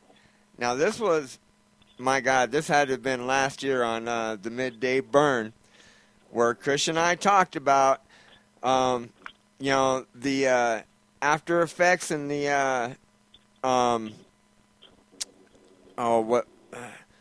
we're going to start feeling the burn from all those bailouts, okay? Because I remember when all these bailouts started happening, there was a blurb on the screen. You know, I like to read those little scrolling news. The scrollers. You know, I like reading those, right? Well, in one of those little blurbs scrolling Those at the are bottom. actually up there for us intelligent people. You know that, right? Oh, yeah. Well, it talked about how those bailouts, in order for us to start paying it back, they were going to have to raise our income taxes to at least 70%. Now, this was before any of this presidential campaign rhetoric started going on, but you know what? I knew that when we had to start paying it back, we were going to get bit in the ass. Well, what we as a nation are not realizing that we have lived off, and how we get our money and our value is we convince other countries to buy our notes, meaning our money, and they use it in their country. Right. And the more dollars these foreign nations hold, the better and more stable our dollar is. Well, these countries are finding out that our dollars were more worthless than the money they had. Right. And the people that own our money is systematically doing it to all of us. See, that's the thing we're not looking at. These people are the same people that created the fucking Depression, that created the Wall Street bailout. These people are doing this all over the world. It's not just the United States. But the United States, when these countries that have these billions and billions of American notes start not buying them or not using them and want to sell them back to the United States, we will see gas prices reach $20 a gallon and loaves of bread at $10 a fucking loaf. Woo. Because our dollar cannot keep shrinking without it affecting us at home. Okay? You're because right. durable goods still carry that cost. And it's a fixed cost. They don't change. They still have fixed costs in them. But if all we're paying for them is with debted dollars, meaning every dollar I print, I'm making 15 cents off that motherfucker. And if I can manipulate the supply of money, I can manipulate how much you can pay me back. Right. So therein lies the trouble where we're in. These same motherfuckers that are printing our money, which is flooding the world, which is making our dollar worth less and less and less and less, they don't see no repercussions. We have to pay for that, us, the American people. And then we've got candidates saying, oh, we'll create this free giveaway and that free giveaway and that free giveaway. I just have to ask one question. Which one of my neighbors are going to pay for that for me? Because that's really what people leave out of the equation when they say, oh, the government will pay for it. No, you're asking your neighbor to pay for it, because take the government away, that's where the government gets their money. And if you're not paying your fair share, this other motherfucker has to pay your fair share and then some. Very true. Okay, so if we're giving everything away for free, what neighbor are we going to ask to pay for it?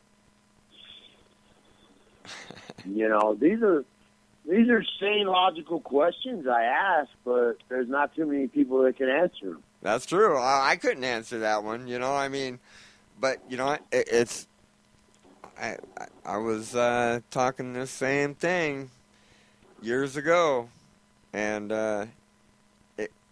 you know, I predicted. Come home to roost.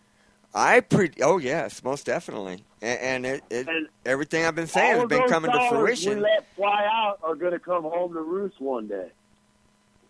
Well, and we're left holding the bag on each and every one of them at 15-cent interest on $1. people are going to be about feeling pretty hurt once the dollar goes to what the peso did. Well, see, I got this little idea, and people call me a fucking revolutionary when I start talking about it. But those that print our money also have the power to manipulate it. And right now, they're putting such a hurt on us by devaluing the dollar around the world, by flooding the dollar all over the world. But now, mind you, we're talking about the same motherfuckers that have vaults and vaults and vaults and vaults, and they value this very same money more than we really do. So what we need to do is to crash the motherfucker fast. Make it worthless. We don't trade dollar bills no more. We trade fucking trade. We trade barter. We go back to the barter system. Value a person's work and effort that they put into something, not the value we put on a set of time. Because no one can determine the amount of work someone puts into an hour of time measurement. Right. Let's go back to valuing the amount of work put into that time management or measurement. Instead of, I can get away with paying you $7 an hour or $8 an hour. Little do I know you're doing $300 worth of work in that fucking hour. Right. Is that fair for me to expect you to work for that same $8 an hour? No, it's not. And these corporations that run our country, which value our dollar more than we do, and the prime example is they're all fighting about giving us more, but yet they'll take more in bonuses. Oh, man, They value that money. Oh, they keep all their CEO bonuses and all this good shit for them. Oh, They yeah. don't want to share the buck. They don't want to share the buck and share the wealth down. It means they value the dollar more than we do. Let's crash this son of a bitch. Let's make it worthless. I'm not kidding. When I was in college, I was in a social sciences. It was a micropolitics business or a class or whatever it was. But we had a syllabus book, and there was this dude. It was about the country of Djibouti. I know everybody laughs. There wasn't a country. Yeah, there was a country named Djibouti. It's been later since renamed. But at the time, this one dude, man, he was sitting on a pallet of money, dude. It was 3 foot tall and 6 foot around him. And the caption underneath the picture said, "All of that money and cannot afford a loaf of bread." Huh. And you know what my answer was that? Look at how rich the fuckers are that knew how to make the bread. Right. That didn't have to pay for it to get somebody else to feed them. That's a skill we forgot in this country. We don't know how to feed ourselves. If the grocery store runs out of food, we're fucked. Right. Ain't nobody think about growing a backyard garden. When I grew up, everybody had a backyard garden, bro. Right. Even if you lived in the city, you grew a fucking few plants. They don't know how to do that anymore, dude. They got motherfuckers arguing about you should go to the store to buy your meat rather than going to the butcher and having it bought on the hook. Right, right. What? Where do you think it got into the grocery store from? You ignorant motherfuckers. Oh, you should buy your food growing in the grocery store. Huh? What the fuck did you just say? I mean, that's where we're at as a country today, though. We've got this nanny complex. We need someone else to do it for us.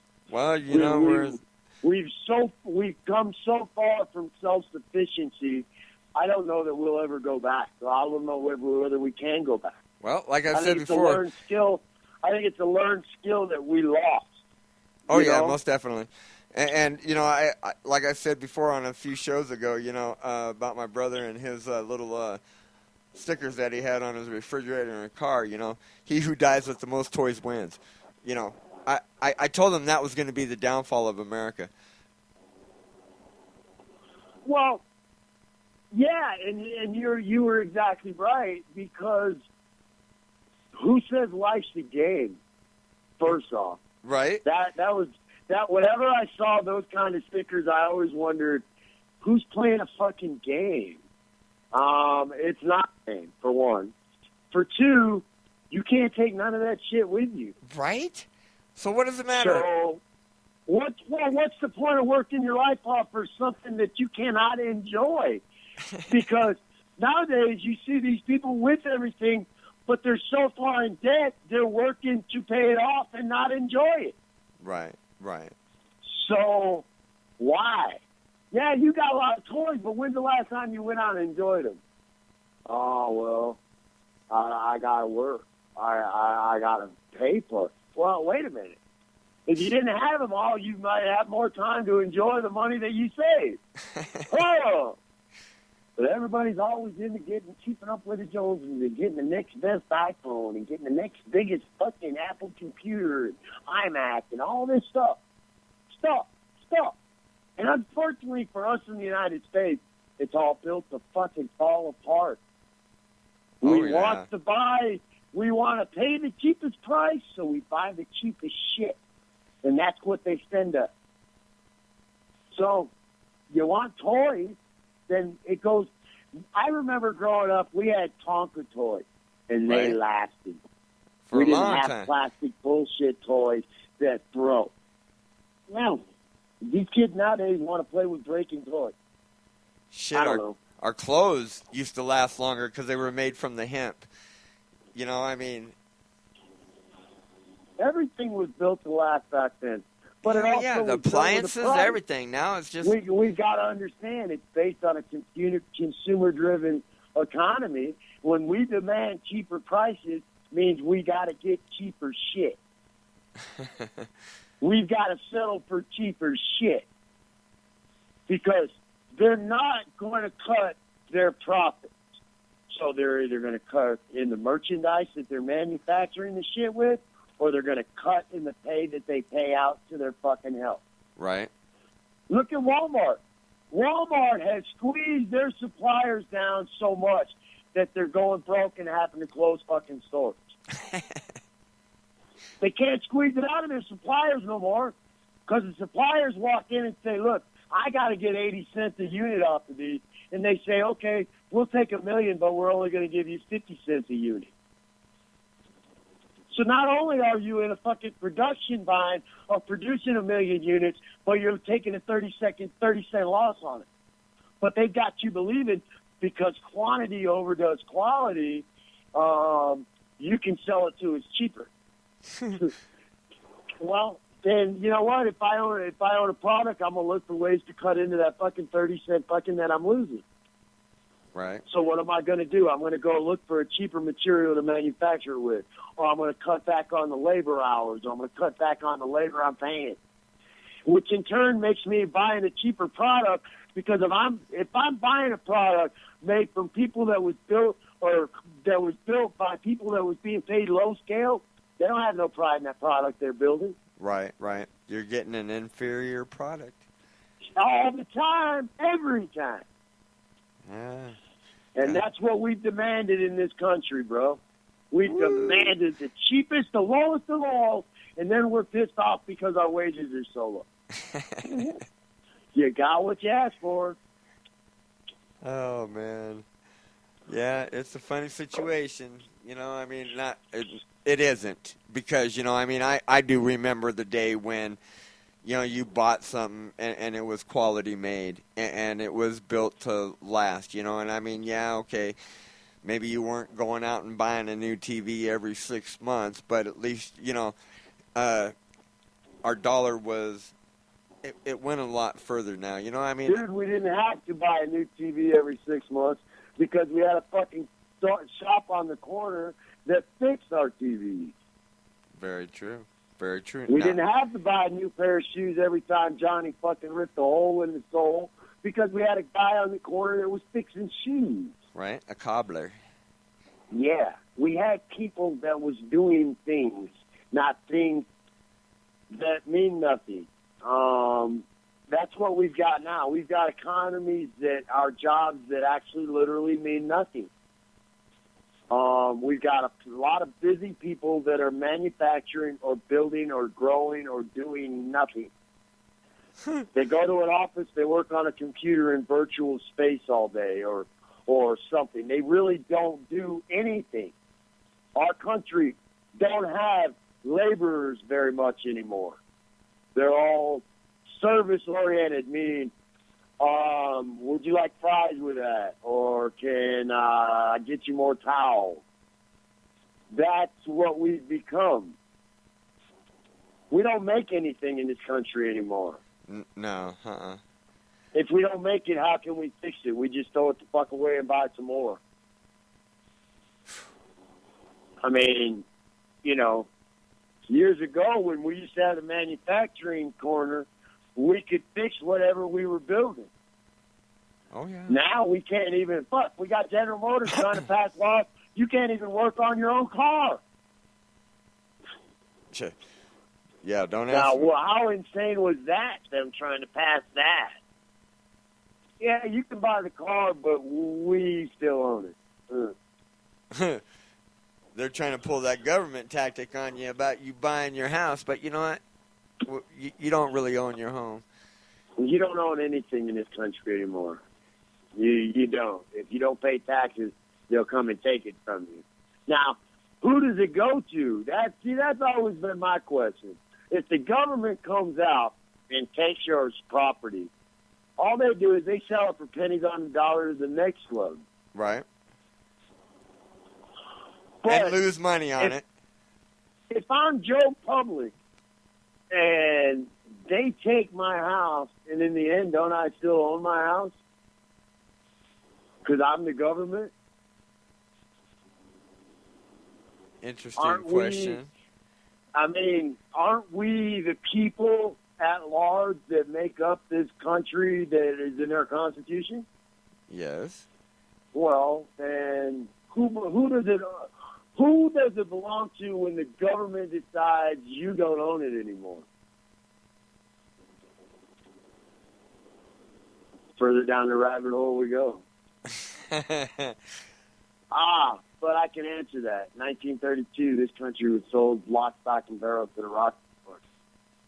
There's even evidence of it in newspaper clippings around the internet, all over. And it is true fact. If you want to fucking Snopes it, which Snopes has been proved to be bullshit over and over and over again. Right, but right. It is true fact. This country, after they manipulated us into the Depression, they collapsed our country, and then they decided to load it all back. That's why we got birth certificates, social security numbers, and all this good shit. We're sold as collateral. We're nothing more than slaves, man. We're all owned, bought, and paid. Every piece of property in this country is owned by them. Woo! Must be nice. That's a rabbit hole we're going to have to go down one day, but... Right? We will. We will. Yeah. This is all true fact, and everybody goes, what? Our government, our country would never put us in camps. Really? Tell that to the Japanese Americans when fucking we were bombed at Pearl Harbor. Yeah, right. Tell that to them. There's been other examples. Look at the Native Americans. They were rounded up and put in camps, weren't they? Yes, they were. Yeah, these white European motherfuckers will do whatever they think they want to.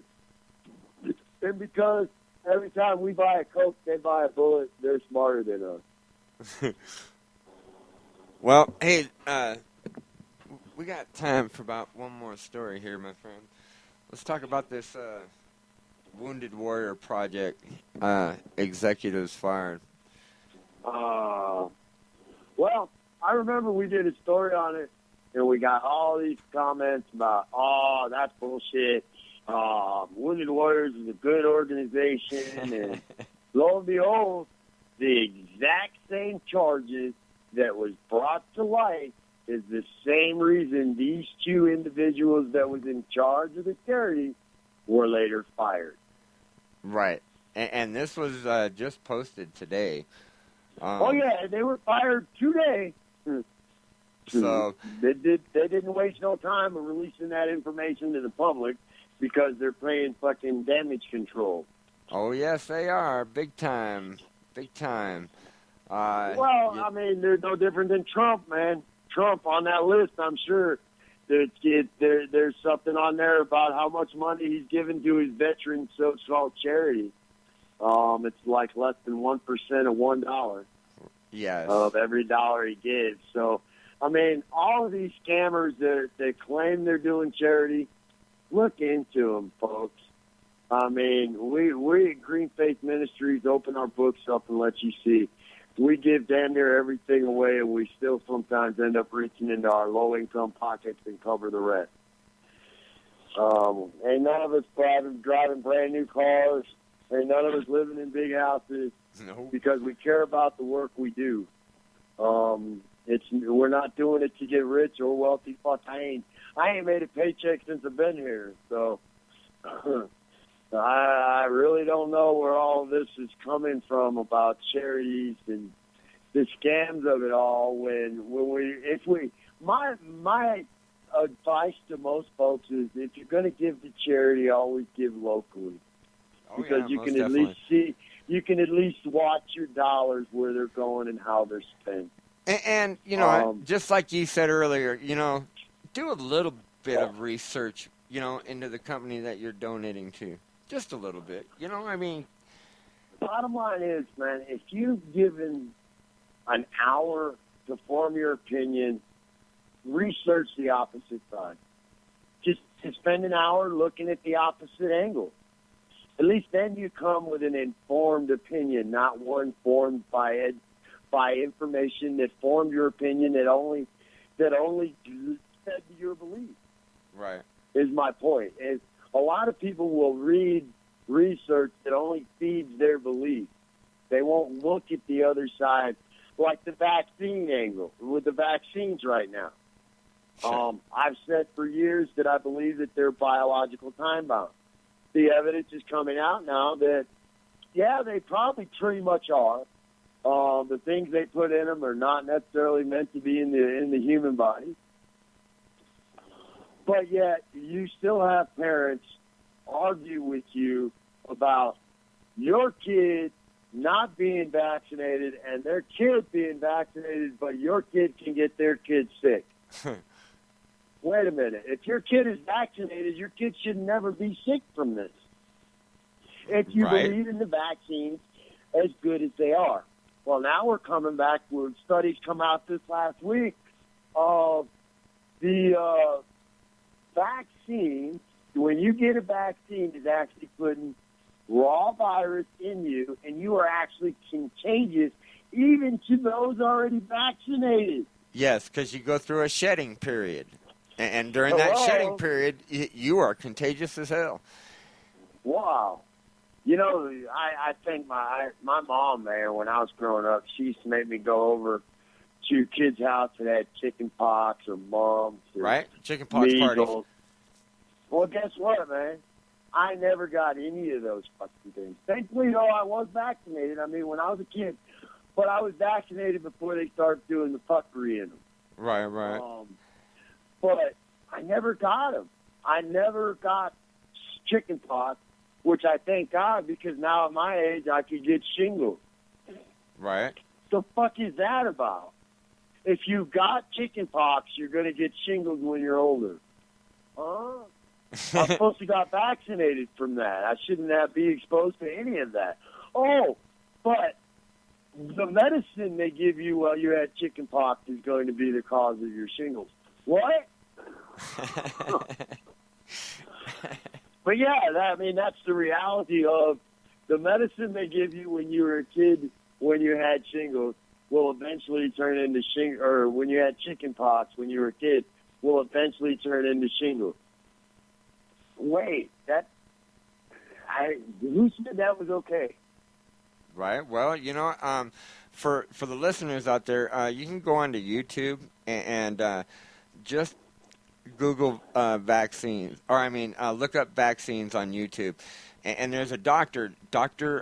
Tenpenny, Tenpenny, just like it sounds, Tenpenny, and there's a couple of other doctors, prominent, well-respected doctors, that are coming out and speaking out against vaccines, and they tell you exactly why.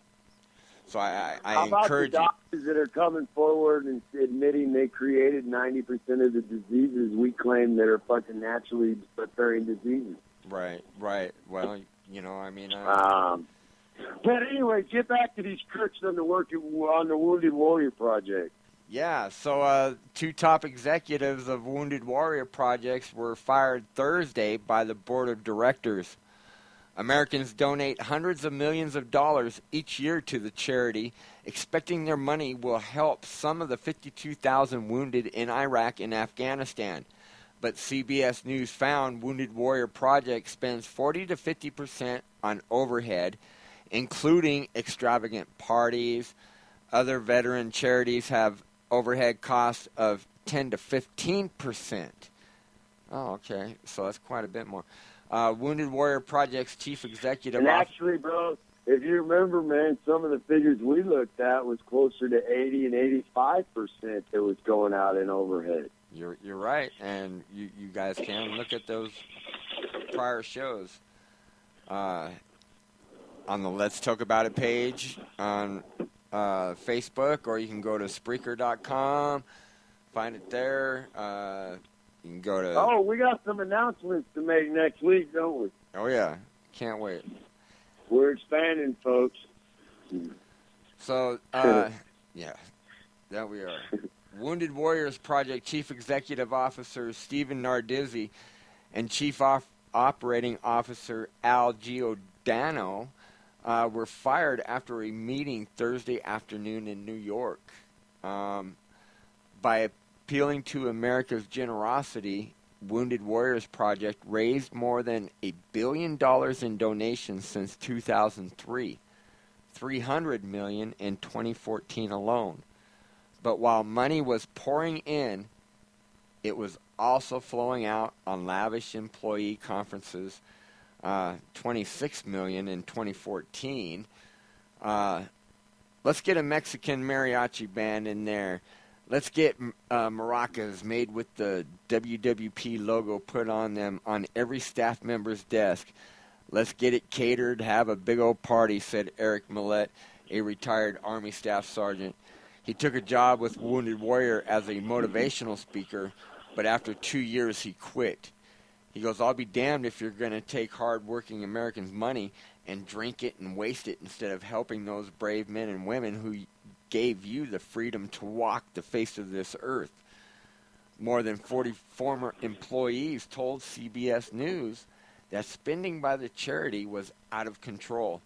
2 former employees were so fearful of retaliation they asked us not to show their faces. It was extremely extravagant. Dinners and alcohol and just total excess, one said. I mean, it's what the military calls fraud, waste, and abuse.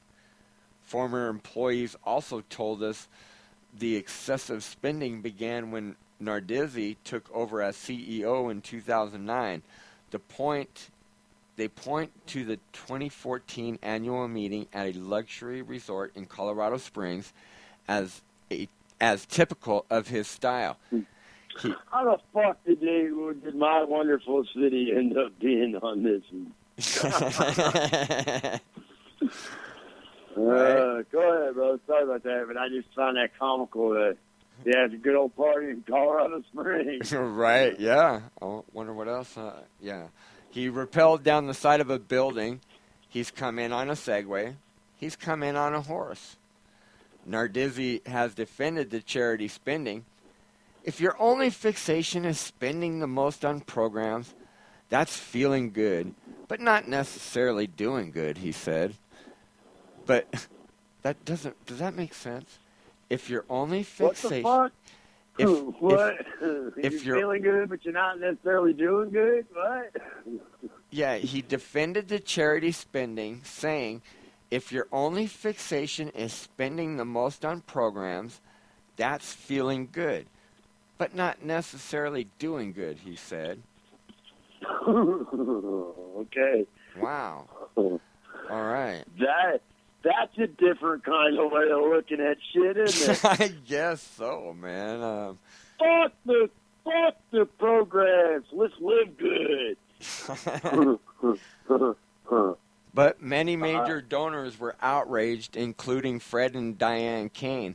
They raised $325,000 with golf tournaments and are not pleased with allegations that only a little over half of donations went to help wounded vets. And I guarantee it wasn't even that. No. You definitely got to go back to that last story, and because we break down how much they actually sent out per dollar.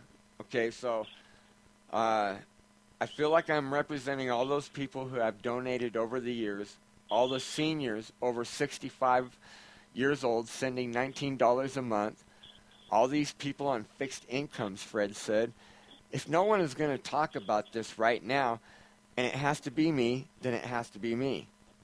Fred continued saying he's done with the WWP except for his new mission of trying to see changes within the organization. Sources tell CBS News the board has received preliminary results of a financial audit, and there are discussions underway about retired senior military officers who are being considered to take over leadership of the organization. Late Thursday night, the Wounded Warrior Projects released the following statement. This is where I got to get my glasses on. It's kind of small wording here. So. Yeah, they don't want you to be able to read it. All right. Kind of like the pharmaceutical small print. Yes. Okay. Board creates. This will cause ass bleeding. All right. Board creates office of the CEO to oversee the organization on an interim basis. CEO Steve Nardizzi and COO Al Giordano are no longer with WWP. Jacksonville, Florida, March 10, 2016, the Wounded Warrior Project's Board of Directors today addressed the independent review regarding concerns raised publicly about WWP in recent weeks. As previously announced, the board hired Simpson, Thatcher, and Bartlett as external legal counsel and FTI Consulting as forensic accounting consultants to conduct an independent and objective review of allegations reported in the media. Gee, I hope we had just a little bit to do with that. You know, the sad part about it is that it had to be exposed by the media and rather than them exposing him themselves. Now let's get this straight. It was not exposed by mainstream media. No, it was not. It was poo-pooed, denied by mainstream media. Right. So when they talk about media, they're talking about, people like us. So yeah. All right. The people on the terrorist list. You're right, man. What? Fuck these bastards, man. They want to call me their enemy. Well, then that means they're my enemy. Right. I agree. So I'm not against the country, and I'm not against our government if it acts properly, according to the laws of the land. And as of late, they're guilty at the very least dereliction of responsibility and job requirements. At the very least. Well, tell you, we're I'm gonna go ahead and I will post this response on the page, so everybody will be able to read it for themselves. Because we're out of time. They're live. So we will definitely be picking this up again, because I know this ain't the end of the story. I can guarantee you that. I mean, we've heard too many things about this, and I believe that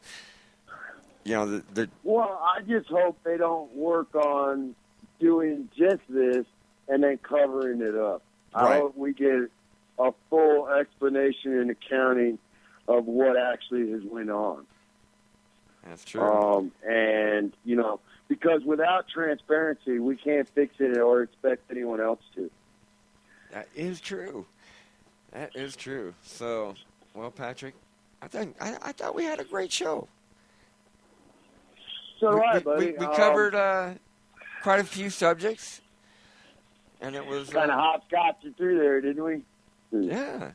No, I thought this was a good show, man. I hope everybody that listened thought the same, and of course, as always, we'd like to hear your opinion, this is, let's talk about it, so we would like to know what you would like to talk about, and you can put it on. And I would like to apologize because Rick and I have been busy in our other endeavors, and we haven't been regular with the show, although with recent turn of events, obviously that is going to change, and we will touch more on that next week.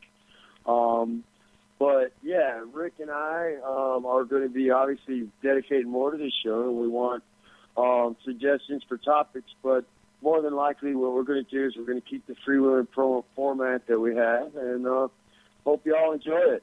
Right? So until next week, guys, you guys have a blessed week, and we'll talk to you then.